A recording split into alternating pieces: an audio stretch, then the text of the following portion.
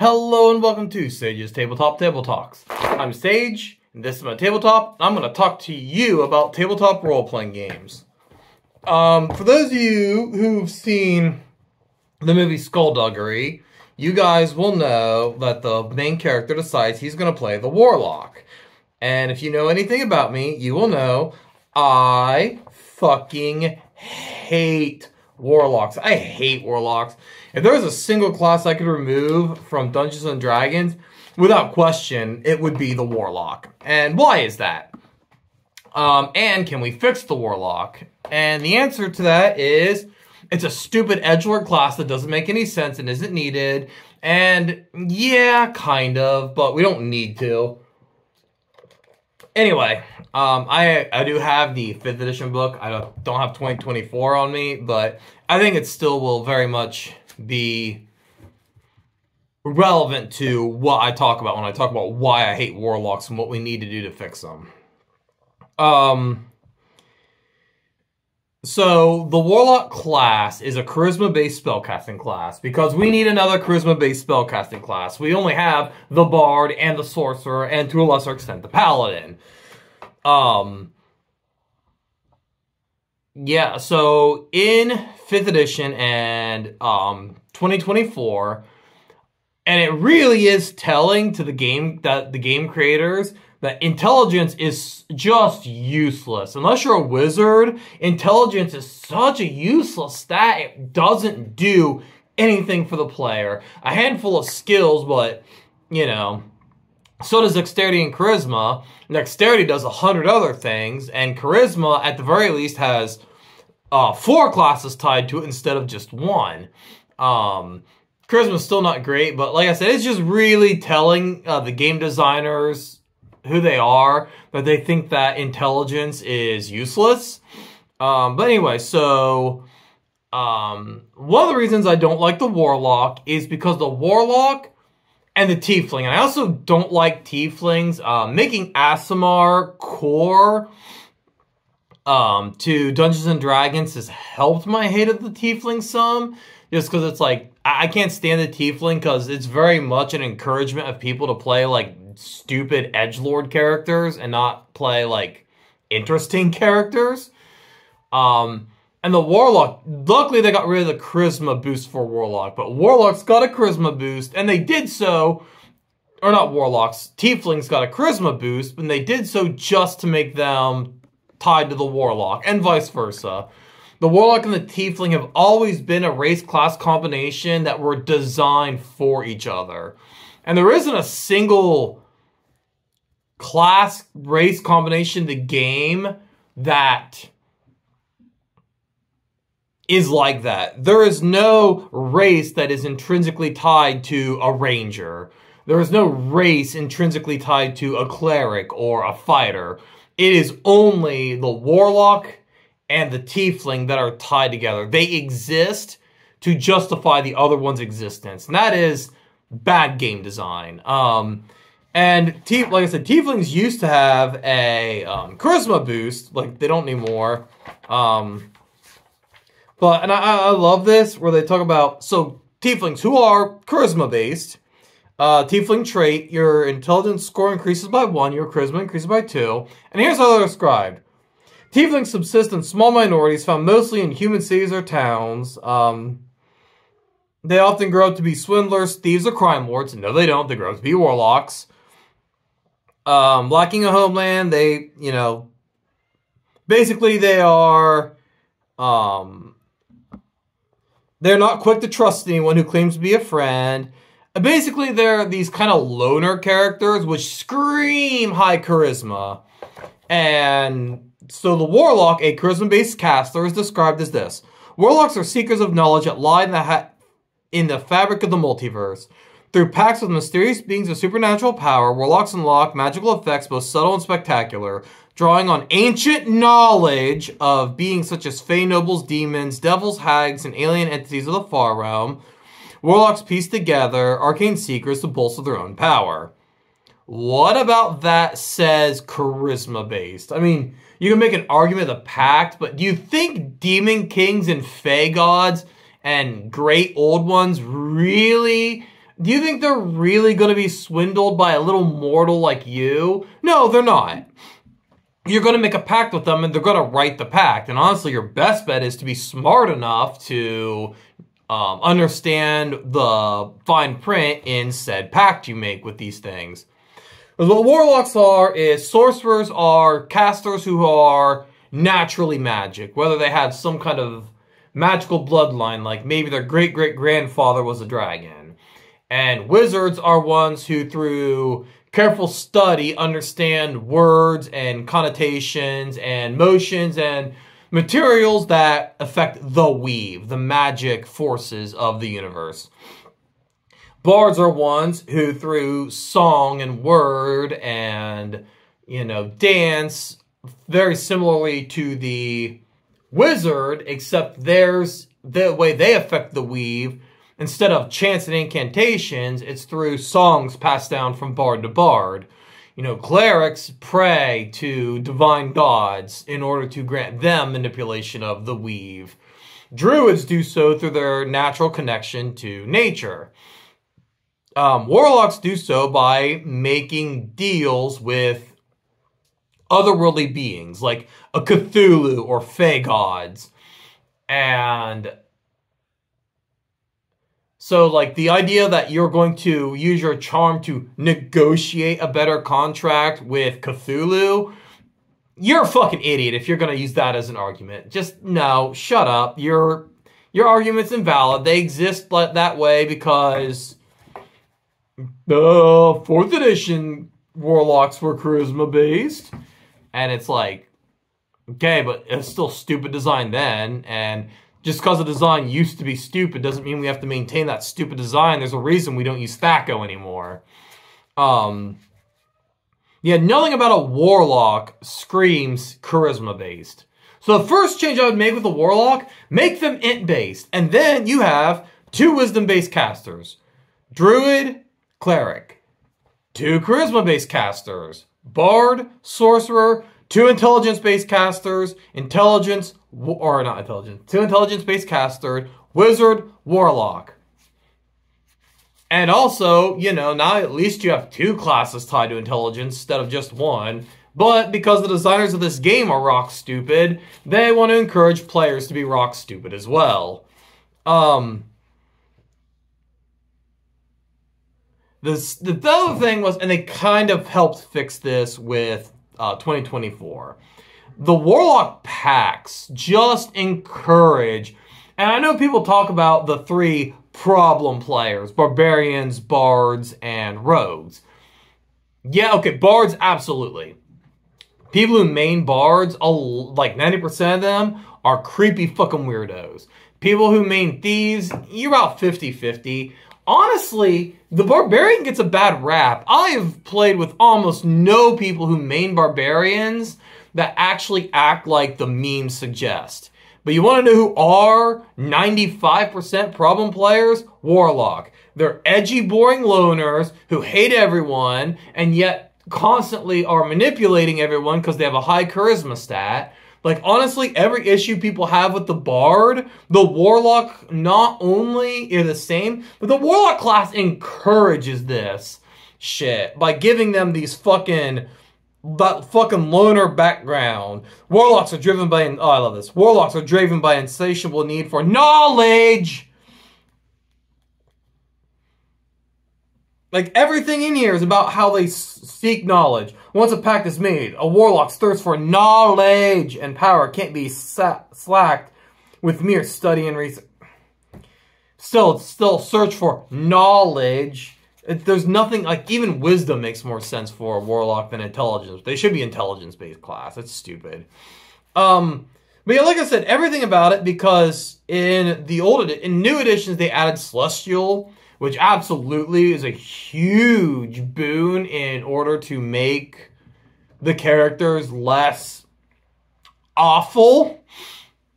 But in 5th edition, the 3 core pacts are, first, a pact with the Great Old Ones, so Cthulhu, so you're playing an evil character.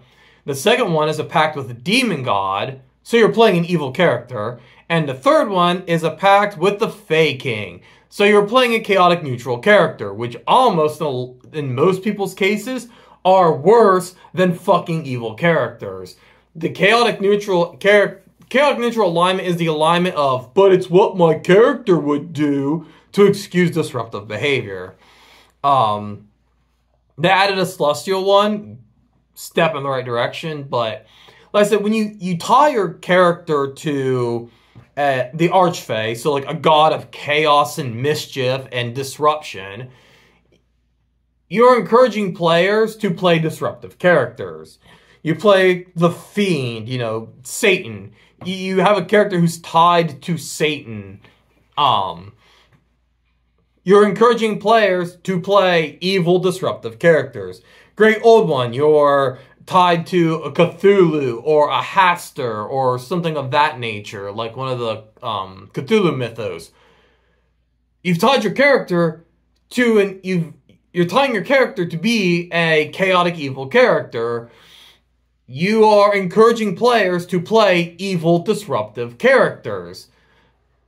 So the Warlocks' existence is more proof of just this kind of very antagonistic, uncohesive nature to that a lot of negative stories from D&D are tied to. I have played with exactly one person ever who didn't even main Warlock, just played Warlock, who wasn't just a problematic asshole. Like, the number of people I've played who've played Warlocks, it's so universally people who are problematic assholes. And I know that people out there are going to say, well, that's not true. But it's like, how many problematic barbarians have you guys actually encountered? How many problematic rogues have you actually encountered? The answer is nowhere near as many as the fucking D&D memes will tell you, because those memes are made by people who don't actually play Dungeons and Dragons, a lot of them. But like, man, people who play Warlocks, they are, a lot of them, just fucking disruptive. They're disruptive.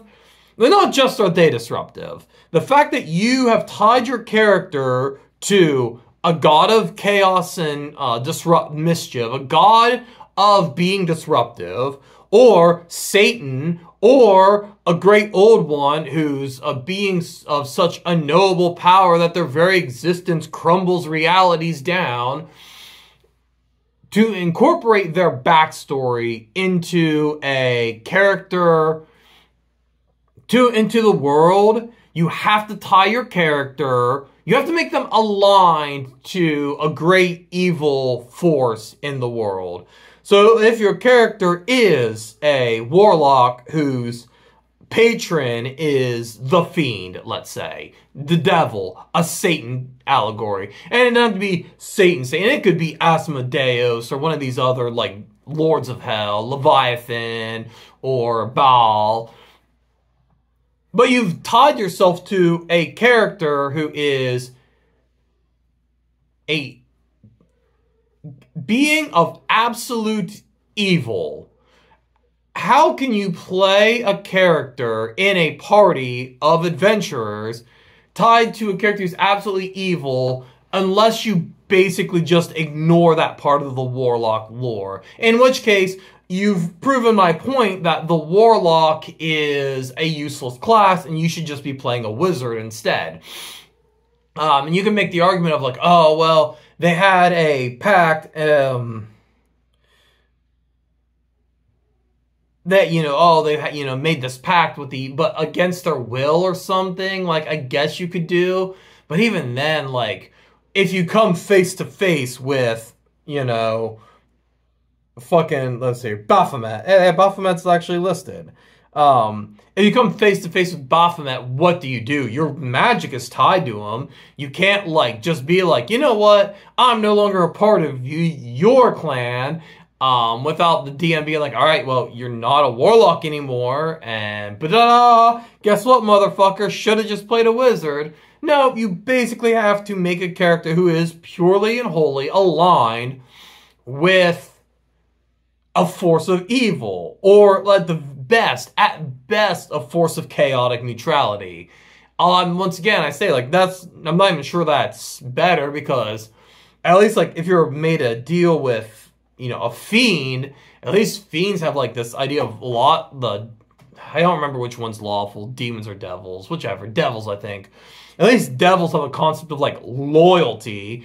Fucking archfiend, the fucking fairy gods don't. They are just gods of mischief, making your character disruptive. And I know, like, I'm going on about the otherworldly patron, but here's the thing. That's what a warlock is. That is the defining nature of a warlock. That would be like me discussing wizards without discussing schools of magic. That would be like me discussing rangers without discussing being a fucking awful piece of garbage no one has figured out how to fix yet. So yeah, like I said, 2024 added Celestial, which is awesome. It means now only 75% of warlocks are awful creatures whose existence will absolutely disrupt your campaign, or have to be... Their existence either disrupts your campaign, disrupts your party, or is ignored, and proves my point that warlocks are just shitty replacements for wizards. Sorcerers are the same. Sorcerers are bullshit stupid too, but at the very least, like, I guess, like, the whole wild magic thing, I don't know. Pathfinder kind of did something with bloodlines. Pathfinder 2nd edition actually did something cool with sorcerers, where their spell list is based off their bloodline. So, like, if you're descended from a god, you would have a cleric spell list. Whereas if you're descended from a dragon, you would have a wizard spell list. That's kind of cool. You fixed it, Pathfinder 2nd edition. You fixed the sorcerer, giving it its own identity. But yeah, anyway, so that's kind of my thing with the warlock, is that its existence is either... And it's not like Dungeons and Dragons needs another spellcaster. You've got, without the warlock, you've got dedicated spellcaster, bard, druid, cleric, sorcerer, wizard. So if we remove the warlock, of the 11 classes, almost half of them are dedicated casters.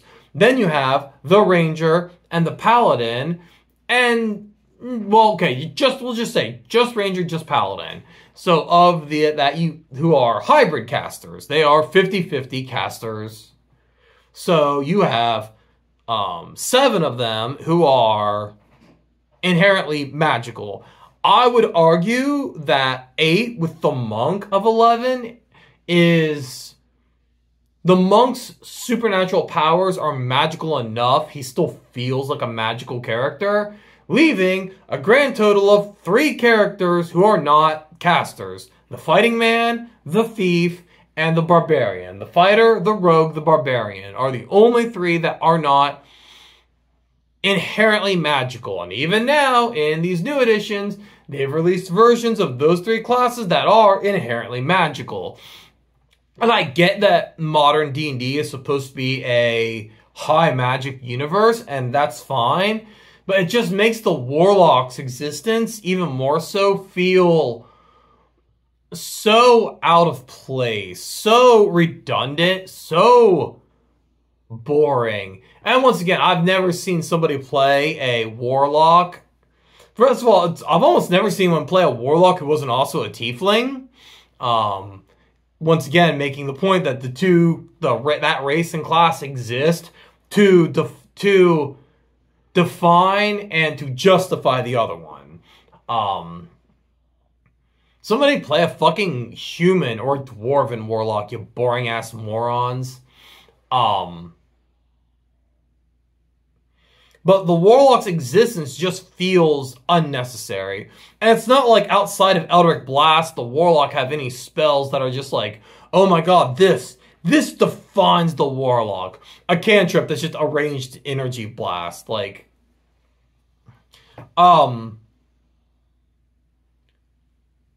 it's why I think that, moving forward, unless you're going to do something else to define the warlock other than make its existence shitty, boring wizard or actively disruptive to the party, remove the Warlock. Make the Warlock like a wizard or a sorcerer sub-school as opposed to its own class. Because I think in Dungeons and Dragons, the Artificer has a much better role than the Warlock does. The Artificer has its own definition. It is a character who's defined by building machines that replicate magic. They're int-based, meaning there's another class that's it makes int useful. I'm almost probably gonna do a YouTube short about why we should make about how to fix intelligence, because it's exactly one sentence. Intelligence gives more skill and tool proficiencies. If you have +3 intelligence, let the players pick an additional 3 skill or tool proficiencies. That's it. That's how you make intelligence useful again. You go back to what it did in 3rd edition. But also, like, the Artificer is very defined by, like, you know, this idea of making devices to mimic spells. And also, there's Eldritch Blasts. You know, just make an Artificer that shoots lasers. The weird hate that Artificers get by some people is really weird to me. Be like, oh, it doesn't fit in my high fantasy campaign. I'm like, but it does. Like, so many fantasy novels and stories have a guy who's a tinkerer, a thinker. Avatar: The Last Airbender has Sokka. Hercules: A Legendary Journey had his buddy who was kind of a tinker. I cannot remember his name. But he was kind of a tinkerer. Like, these medieval stories do often have, like, guys who are tech-oriented, because it makes a character who's a very distinct contrast from the magic universe. And like I said, you know, it's like, well, my Eldritch Blast, like, you can build a gun, have the character have a gun. That's simple. The Eldritch Blast is now a gun. Guns are awesome. Like, fucking guns are such cool fucking weapons in any setting. Like, if you have a medieval fantasy world where characters are using swords and spears and stuff, and one character has, like, a super primitive gun, that's kind of a cool, distinctive thing, because everyone uses swords, or heroes use swords, wizards use staves, acrobatic characters use bows. Bows are throwing weapons.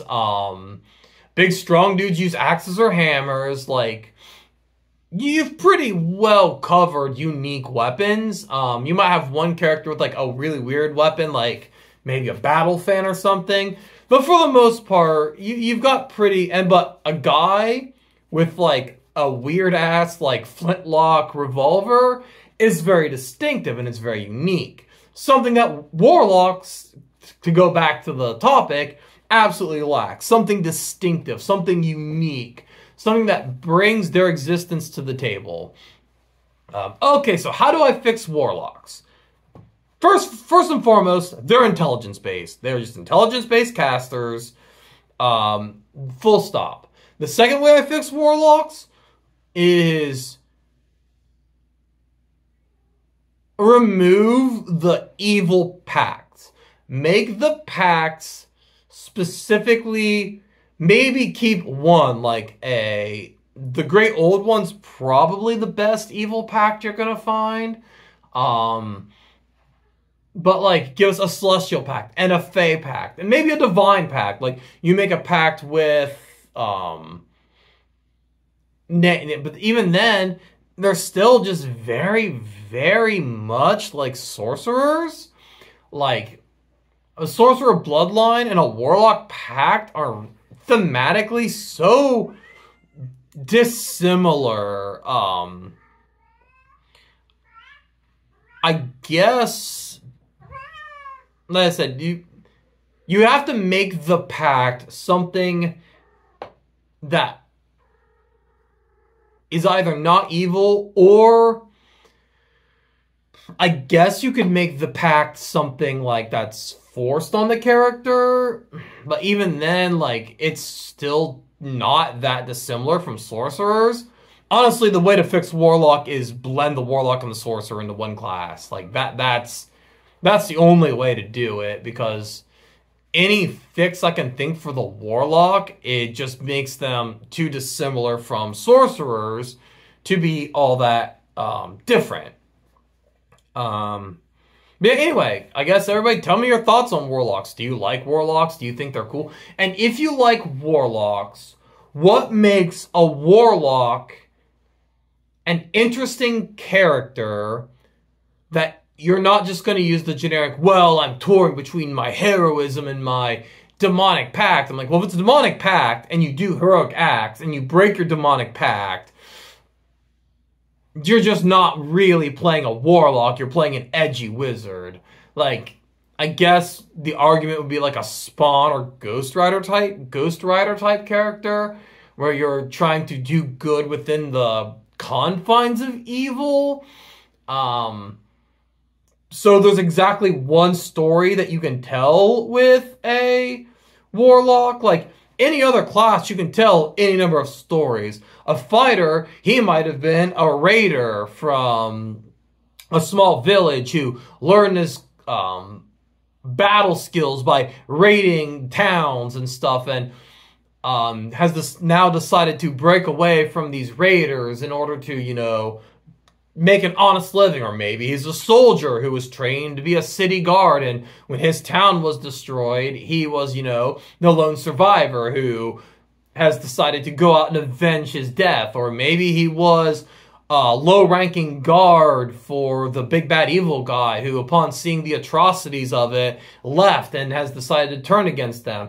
Maybe he's a noble knight, somebody from higher class who has decided that he is going to step away from his noble heritage and train his great sword skills on his own. Or he's from a martial art dojo and has decided to go learn skills so that he can become the world's greatest swordsman.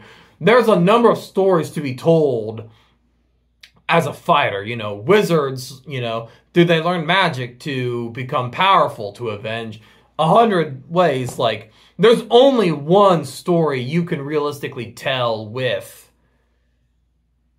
a Warlock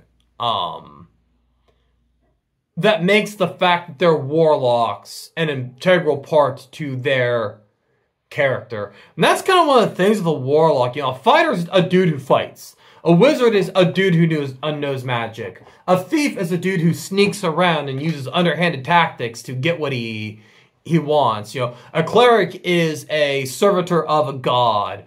Warlocks are one of, I guess monks are too. Monks, warlocks, and druids are the classes that just come packaged with like a backstory with them. Monks and druids do give a lot more freedom, but like a warlock just comes packaged the freedom. You have to be a dude who has made a pact with an otherworldly being, it so greatly reduces what a Warlock could potentially be. It so locks you into this story that's kind of already been told. And if you want to play a Warlock who isn't just a disruptive asshole to the party, Celestial background aside, because like I said, the Celestial background, I think,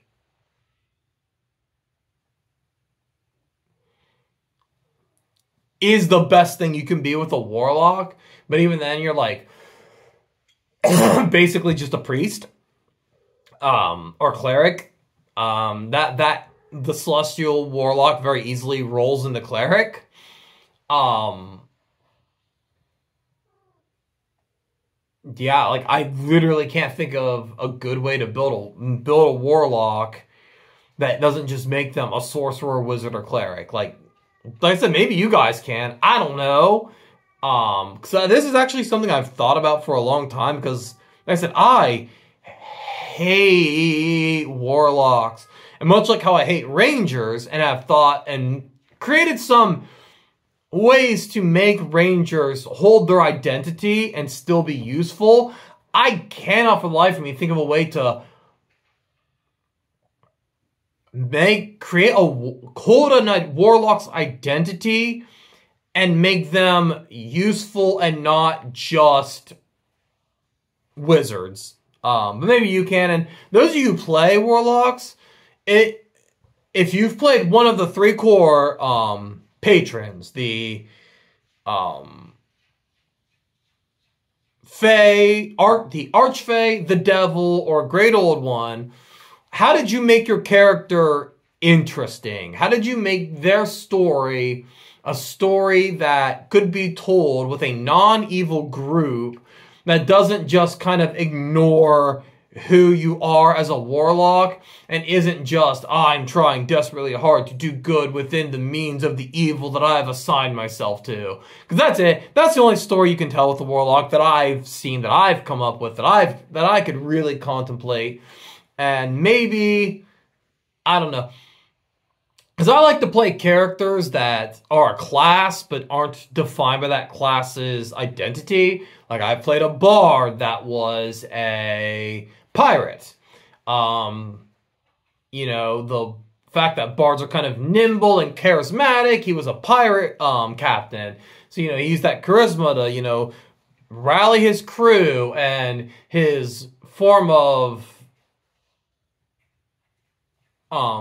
entertainment was like heroic speeches and trash talking his enemies and things like that. You know, I played a wizard who wasn't this massive seeker of knowledge and ancient secrets. He was a charlatan. He was a con man. He was a thief who just happened to be very, very good at magic. Like, personality-wise, he was about making money. He was a scam artist. He was very mercenary. And so he wasn't really defined by this, by how most people define wizards, as these old maidenly men studied over books who go seeking ancient truths. No, he was a naturally intelligent character. He took to Arcana, he took to the Weave very easily, and he was like, I'm going to use my magic powers to scam people out of money. And, you know, I've played paladins who weren't the judicators of a god. They had no tie to a god. They were far closer to an idea of, like, a noble knight who meditated upon, you know, his, and, you know, the idea of his holy powers were based on his idea of righteousness and, like, his idea of honor and maintaining this kind of honorable stance, as opposed to the idea of, you know, fighting for some good or god. I played a Soul Knife who was a paladin. He was a psychic character who generated, you know, a Soul Knife, a magic sword. But he saw his magic sword as a gift from, it was Eberron. He saw his magic sword as a gift from the Silver Flame.